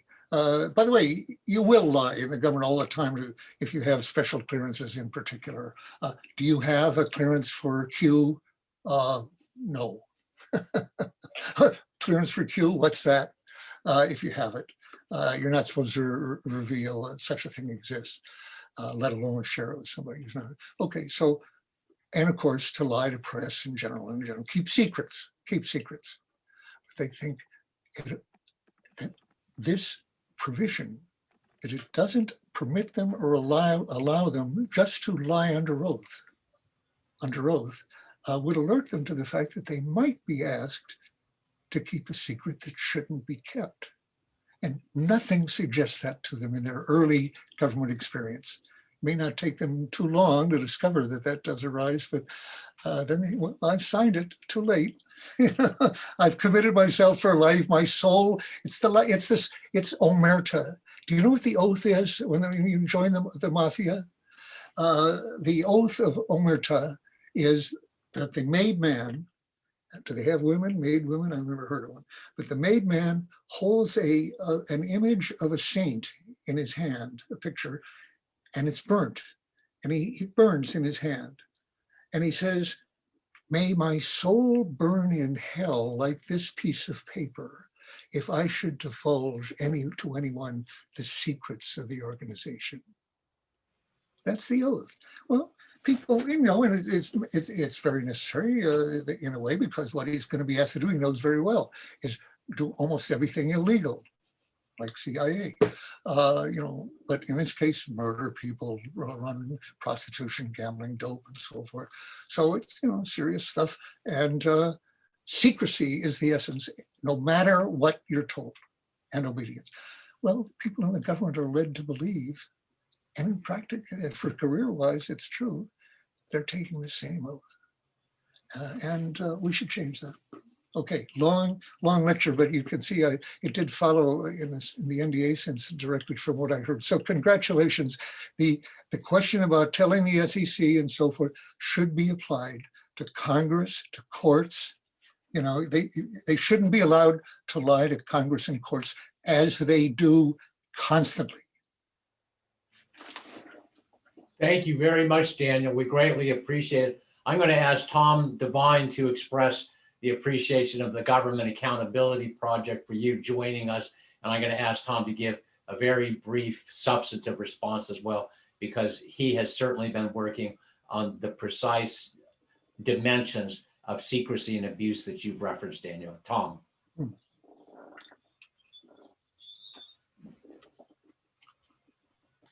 First, I'd like to give credit to Dan for inspiring our organization. Government Accountability Project came out of, was an outgrowth of his courage decades ago. As far as the protection against gag orders, the anti-gag provisions in the Whistleblower Protection Act now, and as we've tried to get them into the statutes for private sector whistleblowers, would accomplish the same rights as your Pioneer initiative, Dan. They say that no gag order can cancel out, supersede, contradict, conflict with all of your free speech rights under the whistleblower laws or to communicate with Congress. Thank you very much, Tom, and thank you again, Daniel. We will after Stephanie's and Joanne make their comments, I'm going to invite people into an overtime to comment more on what Daniel said. It would be nice if Daniel can stay for that. In particular, I'm going to ask if she's available for it, Lynn Burnaby, because this actually was part of the presentation that we just didn't have time for. Right now, the final segment is reversing our system of two-class justice, reinvigorating administrative forums for whistleblowers. We'll hear from Stephanie and then a comment by Judge Royce.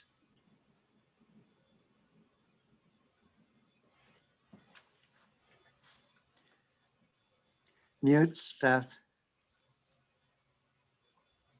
The current collapse of administrative law forms is a terrible setback for de novo review.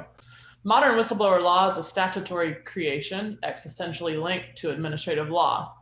Virtually all federal statutory whistleblower claims must be initiated with a federal agency. This administrative exhaustion requirement is largely modeled on Title VII of the Civil Rights Act of 1964, creating causes of action for race and gender discrimination against both public and private employers. Apart from the hurdles of Jim Crow, Title VII would likely never have come into existence, but for one key architectural feature of the statute, the requirement of administrative exhaustion with the Equal Employment Opportunity Commission. Given our legal tradition of at-will employment, where an employee can be fired for any reason or no reason at all, corporate America has consistently paid for congressional support in beating back efforts to create freestanding employment claims that can be initiated in a federal court without any agency review. And so it is with whistleblower protection statutes. The vitality of federal statutory whistleblower protection in the nuclear, petroleum, aviation, banking, transportation, and corporate shareholder industries is dependent upon administrative forms to administer them.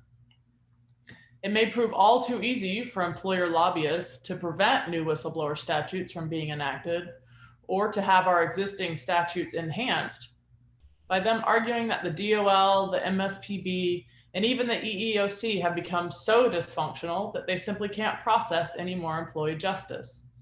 In my view, it's critical the Biden administration and Democratic Congress take prompt steps to rebuild the critical adjudicatory infrastructure, just as we would our crumbling interstates and airports. Tom Devine, Louis Clark, and the Government Accountability Project have worked for decades to create well-functioning systems for the protection of civil servants and corporate employees. GAP and its allies have been major reformers with both the Department of Labor and MSPB. On the books, a host of whistleblower statutes state in the clearest terms that thou shalt not retaliate against those whose disclosures protect the public.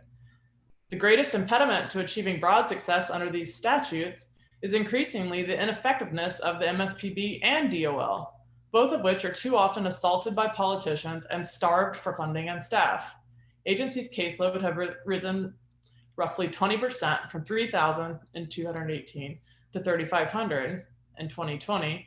But as everyone is aware, the addition of Sarbanes-Oxley made those cases not only more numerous, but also significantly more complex for OSHA investigators. SOX cases are now the fourth most popular nationwide after the OSHA Compliance Act, Surface Transportation Act, and the Federal Railway Safety Act. On top of that caseload, OSHA is now, of course, having to incorporate guidance on COVID protection and whistleblowing into the workforce. The MSPB and the OALJ and their respective appeal boards are charged with three primary missions. First, to enforce whistleblower laws and the implementing regulations through investigative bodies to sanction retaliatory employers and resolve employee cases without litigation. Thus, like the EEOC upon which this law enforcement model is based, the Office of Special Counsel for Civil Servants and OSHA for private sector employees were created to be proactive. Second, to provide expeditious and fair adjudicatory processes with relaxed rules of procedures and evidence that can be navigated by whistleblowers without the need for lawyers, or at least without the need for highly specialized whistleblower lawyers like the ones on this panel today. And third, the mission is to evolve a body of decisional law to create legal and regulatory norms of whistleblowers' rights and protections. Our universal assessment in the whistleblower bar is that the MSPB and DOL are critically failing in all three missions. They're getting far worse rather than better. The MSPB now faces a years-long backlog for lack of a quorum of appointed judges, a malicious hobbling of the civil servant justice.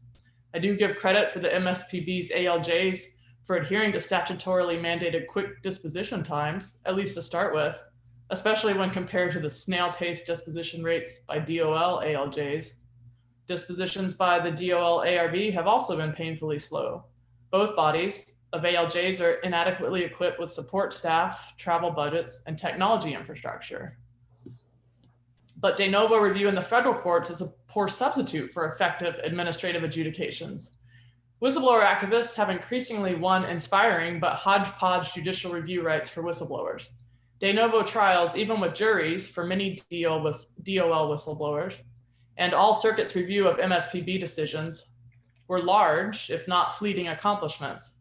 Unfortunately, the primary argument we use to convince Congress to provide increased judicial review rights has been this: the administrative agencies are not up to their assigned mission of prompt adjudications. We are forced to disparage the very agencies whistleblowers most need to give them prompt justice. But that disparaging advocacy, effective as it has been, is a double-edged sword with deepening corrosive effects on the available mechanisms for whistleblower justice. Those dispiriting effects include the following.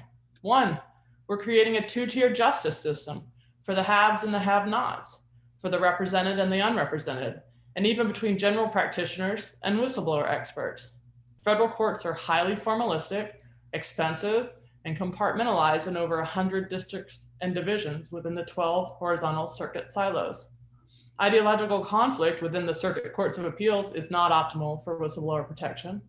Furthermore, though it may not seem so to insiders like us, federal courts are inaccessible to unrepresented whistleblowers and to lawyers unwilling to leave state courthouses for federal, often onerous admissions requirements.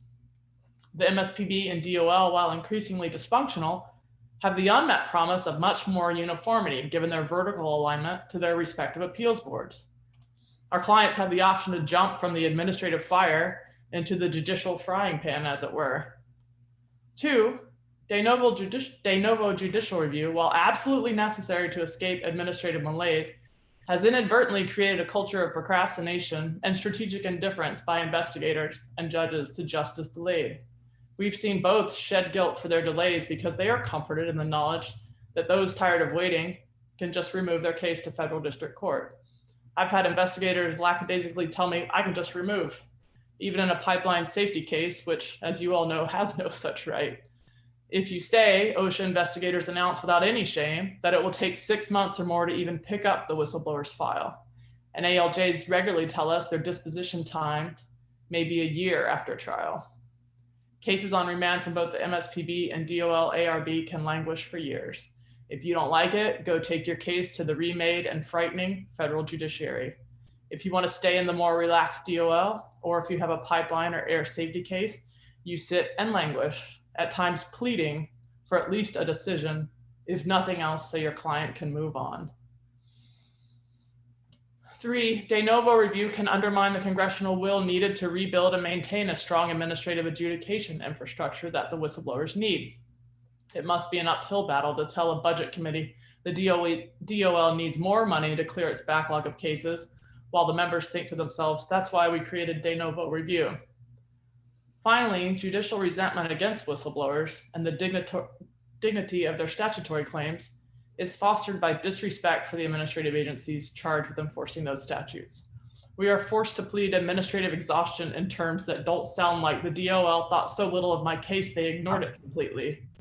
We have nuclear ERA cases where the judges see no one thought enough of our client's case or us to do anything for over a year.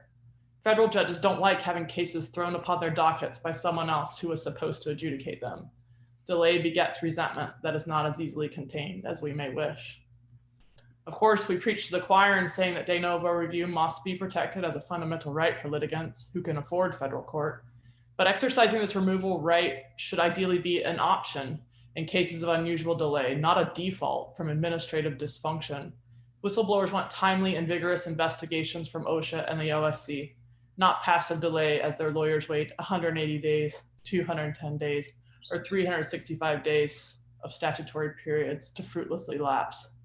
We have found our clients strongly prefer a more informal administrative justice before an ALJ rather than face the intimidation of a federal district court. Our clients have visited agency websites and come to us believing their right to prompt adjudication of the claims. They are so confident they'll win in a fair system. They get dispirited when we explain that in return for the federal jury, they will incur court filing and witness fees, service of process hassles, risk of attorney's fee sanctions, and a guaranteed giant cost bill payable to a giant corporation if they lose, regardless of case merits. They are perplexed when we tell them in the DOL, the maximum risk by a judge's order is $1,000. De novo review can come at a high price. Justice delayed is justice denied. We must call upon the Biden administration and Congress to prevent that legal maxim from becoming institutionalized at the MSPB and DOL. We have to succeed at that. Amen, Stephanie. Absolutely. Amen. Joanne Royce, none of that was meant as a criticism of you because you were the best judge there ever was. Any reactions or comments on Stephanie and any questions?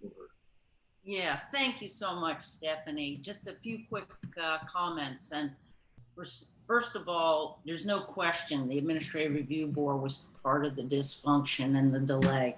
When I arrived in 2010, there was a huge backlog of cases, and 10 years later, it was no less. I'm thinking or wondering if possible, there may be a way to address part of the dysfunction with secretarial orders. During my tenure in the 8 years I was there, one or two secretarial orders were issued. They increased the number of board members from 3 to 5, did a few other things, but the Republicans have actually been a lot more proactive in sort of pressing their political advantage vis-a-vis the secretarial orders in terms of the authority of the ARB than have the Democrats. In the last 4 years, 2 secretarial orders have been issued. One doubled the tenure of the judges from 2 to 4 years, and the other instituted discretionary review by the secretary of ARB opinions. So possible we could think of some ways to address some of the delay dysfunction via these secretarial orders because they're relatively easy procedure-wise to get passed compared to regulations and statutes. But probably, as you mentioned, one of the biggest hurdles to administrative operation is just funding and budgets. In particular, I know that OSHA has just been starved for years and years, and which leads to my question, and which is, I wonder, have you experienced any success in dealing with OSHA or the OSHA phase? And do you think that it would help to really beef up OSHA in terms of helping whistleblowers and those that can't necessarily afford attorneys or certainly not to go to federal court? Well, I tell my clients from the outset, don't be prepared to win at OSHA. You're going to be dismissed. I think out of 20 years of litigation, I've had maybe 3 positive findings. And if you look at the statistics on OSHA's website, that's of 3,500 cases, I think around 40 are found with merit. The delays are now at every level. So I tell my clients that plan on roughly 2 years at OSHA, 2 years at the ALJ, and 2 years at the ARB if you're lucky. So let's get back together in 6 to 8 years when this concludes to celebrate one way or the other. Our most recent pipeline decision took 2 years post-trial for the decision to be ordered. And then Gap's Fordham versus Fannie Mae case has been on remand to an ALJ for 4 years. So the delays at the OSHA level from the outset are particularly problematic because obviously you're not allowed to take any discovery. So if OSHA's not acting, your evidence is going stale. At least at the ALJ level, by then, typically your evidence is preserved, you're able to send discovery requests, take depositions. Of course, both are problematic because there's no current formal remedy to the delay. The ALJs can and sit on a decision for years, and if you want to stay in the DOL system, you have no remedy. I found with OSHA, it may help to get beefed up investigators because at least we can get good discovery, people locked in. Increasingly, when I FOIA the case file, there's basically nothing in there. So the 2 years is not resulting in any fruitful help for me. But at least at the OSHA level, I can typically cajole the investigator to just release me. Like, I'll just go to the ALJ, we'd like to get our review now. But at the ALJ level, there's no remedy. Thad and I researched that to try and move the Fordham case along. And there's nothing you can do other than write a letter to the chief ALJ. So some possible remedies at the ALJ level would be to streamline the decisional process. I know part of the delay is they have to write these extensive decisions. If we had some kind of template where they could just check off the evidence they considered and how it was weighed, that may help. And then separately, as Thad and I discussed it, Thad thought making the unreasonable delay at either level an issue for interlocutory review to the ARB, and perhaps that could speed things along. Thank you very much. In your executive order. Thank you so much, Stephanie and Joanne. This concludes the main 4 quarters. We're now going to go into an overtime. I'd like to start by inviting Louis Clark to comment on Daniel Ellsberg's eloquent presentation to us that comes from a place that none of us have quite experienced. I know Billy Gard actually was a whistleblower, and I'm sure she suffered, but Daniel Ellsberg, that was just amazing. Louis, do you have some comments? Well, I'm glad we've captured that because it as often happens when Daniel Ellsberg answers a question, he produces a chapter of a book, and that would be of great value as we go forward, in the Biden administration, so that perhaps we can avoid what happened when Obama was president. But for sure, we're a long way to go in the world of national security before we get to any kind of place where people who are in that system have any rights whatsoever, despite our First Amendment and our constitutional democracy. It just is absent, and I'm so glad that Daniel provided the historic markers, which is a good place to begin. Going back to Monahan and other and in Gibbard's suggestions as well.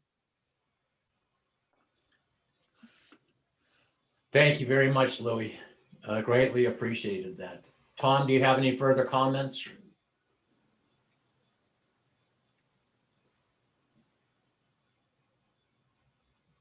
Other than to thank all the folks that I've seen who participated in this, almost a little bit like a reunion from years of associations, and honored us by listening to us.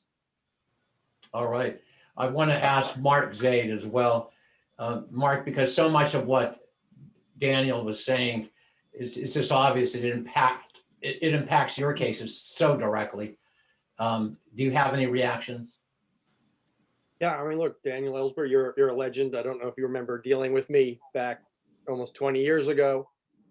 It's a dangerous time. And, Daniel said he's not a lawyer, and most of us here are lawyers. So we have to be very cognizant that we have to make sure that not only we as the lawyers don't violate the law, but that the clients don't, or at least try not to. So, I think because it would take so much time to go over everything, let me just say it this way. The IC whistleblower case that Andrew Buckeye and I handled, what it did show is if we follow the process the right way with experienced lawyers who know how to navigate it, everything can work out fine. The client, the whistleblower, was never retaliated against because we were able to protect them in following the law in that case. It's not going to work every time. Clearly not. I've had lots of cases where it hasn't worked.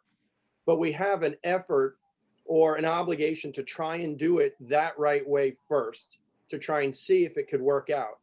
And we had 3 objectives. One was to make sure the information got to the proper oversight authorities. That was such key, right? That's what Daniel, what you wanted to do, make sure it got to the oversight authorities. We did that. We wanted to make sure that the client anonymity remained intact. We pretty much did that as far as we're concerned. It needs to be strengthened, as we've heard. Third, we wanted to make sure that they weren't retaliated against, which they weren't. Those were the 3 objectives. What was not an objective? Impeachment. That was the Congress. That was political. That was the fallout or reaction to what the whistleblower did, but that wasn't our objective. We hit all 3 objectives, and as far as I know, the client remains employed, happy, content, and feeling vindicated. And that's a great feeling for a whistleblower. Fantastic. Daniel, last word. Not the last word, but I would like to comment on that to complement what Mark has said. Yes, Mark, of course, I remember with Sibel Edmonds, if I'm not mistaken, many years ago, you were very well involved.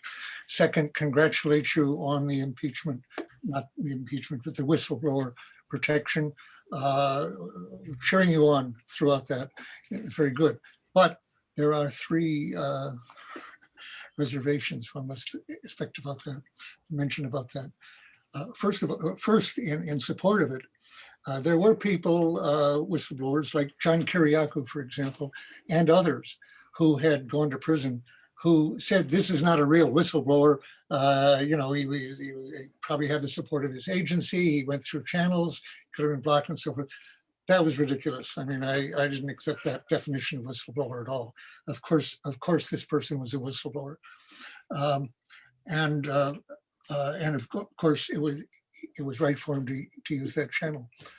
However, it seems to me against the letter and spirit of the channel, as I recall the way that worked out, the White House did intervene. It was referred to the White House, which was questionable, as I understand it. Again, I say I'm not a lawyer, but reading this stuff, it was very questionable. It was referred to the White House at all because the IG, as I recall, had the obligation, not only the possibility, to report this directly to Congress. Instead, it was referred and held up. So the process simply would have flat failed had not someone leaked the existence of that complaint. Now, that person who leaked that, whoever it was, I would say, probably subject to prosecution under current laws. They certainly were without the protection of the Whistleblower Act when they leaked that existence to, I guess, Schiff and others. And had they not done so, the channel would have failed. The question is then very interesting. What would the source have done, knowing that this was a very serious matter, of the highest importance, and was being blocked by the perpetrator, by the president or his aides? Would he have, we now know it's a man, pretty much. How do we know it's a man? Because it didn't actually protect his name from coming out, as Rand Paul and others, and Donald Trump and others did put the name out. And it had never been contradicted. It's fascinating that he does remain, I take it, in CIA. That's almost hard to explain, but given the actions taken across people in the White House, but of course, kicking them out of the White House is different from getting them in their own agency. And actually, the people from state who testified were not fired, as far as I know. But whoever, without unauthorized leaks, that thing would have been blocked. So that's a very, a serious reservation on how this thing works. If I may say, Mark, correct me if I'm wrong on this. I think I've seen it attributed to you that you regard as justified only people who have gone the route in defending them, or at any rate in arguing for them, who have gone the route of going to their IG or somebody's IG or something and gone through official channels. We need a lot more whistleblowing than that, and it is real whistleblowing. And the reason is that whereas in this case, thanks to unofficial whistleblowers, Congress did seize the problem and act on it and got the law and protected the person from retaliation because of the existence of that law. Remember, it didn't exist when I was there was no such law when I was confronting this. So that's fine. It shows that there should be such a law. However, I would not, I'll tell you this right frankly, and I suspect you would disagree with me. I expect you would work on this. I would not advise, well, if somebody has access to that particular law, it's an intelligence law, if I recall, intelligence channel, that has shown that it can work with some help. But in general, I would not advise people to go to their IG as the rules call for the very reason that that does not usually, and correct me anybody if I'm wrong, does not usually result in the harm being addressed, but does identify, though it's not supposed to, the complainer, the whistleblower, the revealer, to their agencies. It's not supposed to, but it does. And it does lead to retaliation. And worse than that, the person is then marked as a potential whistleblower. Or, he's talked to the IG. They now know there's two things wrong with that. He or she gets separated from material they don't want to leak, hurting their career, gets fired, some kind of retaliation, despite its being against the law. Or, and this happened, I can name exact cases where this happened, if somebody else leaks that information, these people who went to the IG lead the list of suspects. And that was exactly the case in Tom Drake and William Binney, Loomis, Wiebe. The last three did not leak to anybody except Congress in an IG. And yet they were suspected of the Times leak of this. And as you know, probably Binney, confronted by FBI agents at gunpoint when he was naked in his shower in front of his family. In all cases, their computers all taken away from them, and they hadn't leaked. But they didn't get their computers back, et cetera. They lost their clearances by going to the IG. I don't think that was I don't think that made sense. Jeffrey Sterling had the same problem. He went to Congress, he went to the IGs. I don't know whether he denied that he was the source of James Risen's leak. Let me just say, as a matter of judgment, my guess is that James Risen got the information from Congress, to whom Jeffrey Sterling had gone about the CIA. He didn't get it directly from Sterling. Sterling denied this throughout, and I know him pretty much. I don't know the final outcome, but there's no question that having identified himself first by suing the CIA, getting on their blacklist, so-called, by suing them for discrimination on the basis of being Black. And he was then on their shit list. And then he did go to Congress and the CIA, so they knew that. He certainly was the number one suspect. And I do believe, they didn't interrogate any other possible suspects, like the people he talked to in Congress, which was legal. They didn't ask him, oh, Jeffrey Sterling's obviously the man. So it may be a real disagreement with you, Mark, as of now, and tell me if I'm wrong, but far from saying that you're only a real whistleblower, or it's only legitimate if you first go through channels, which I did not. I went to Congress, yes, but that wasn't an authorized channel. I didn't go to the Times first. I went to a number of senators, but that was that's the real enemy, much more than the Russians, as far as they're concerned. The Russians don't control your budget. Congress controls the budget. So giving it to Fulbright and these people was much worse in the ID, I would say, than if I'd given it directly to the Russians. But it certainly wasn't authorized for me at that time. In these other cases, virtually all the cases, I would not advise a person who thinks there's a serious problem that has to be dealt with to go first to an internal source. It would just cut you off, identify you, and if somebody else leaks it, you're in for it. I would say go to Congress, yes. And by the way, there should be much more channel for that than there is. For example, there was a big channel. Did your person, your source, who could they go to? Only, I may be wrong, I'm probably wrong on this, but not just anybody in Congress. It had to be the Intelligence Committee, I think, or maybe it was the Judiciary. They should have been able to go more broadly in Congress and to the press. And here's the thing that I've just come to terms with in the last 2 weeks because of a false story about me in the New York Times twice and in the Guardian about whether I gave the Pentagon Papers to the Times, saying that I hadn't, and that's ridiculous. Of course, I had given the paper to the New York Times. So that's causing me to look very much back at that period and review my files. And what I realize is that there was no chance Congress was going to publish the Pentagon Papers, even though they were at first enthusiastic. But one day's thought told them, wait a minute, this is about Democrats. There wasn't a chance. When the Pentagon Papers did come out, nobody held hearings. Majority Leader Mansfield said, we've got to have hearings now on Vietnam. Fulbright, head of the Foreign Relations Committee, said, we've got to have hearings. 2 hearings they're going to have. No hearings ever. That was my main objective. And why not? Obviously, because as Nixon noticed, and Kissinger noticed to Nixon, this mainly incriminates the Democrats. It shows that it's a Democrats' war. And so Nixon wanted hearings, which I wanted. And he tried to get conservative Congressman Ellsberg to hold hearings, but he couldn't because the Democrats didn't want hearings. So I'm saying newspapers, yes, Neil was right on that point. Newspapers are the way to do it.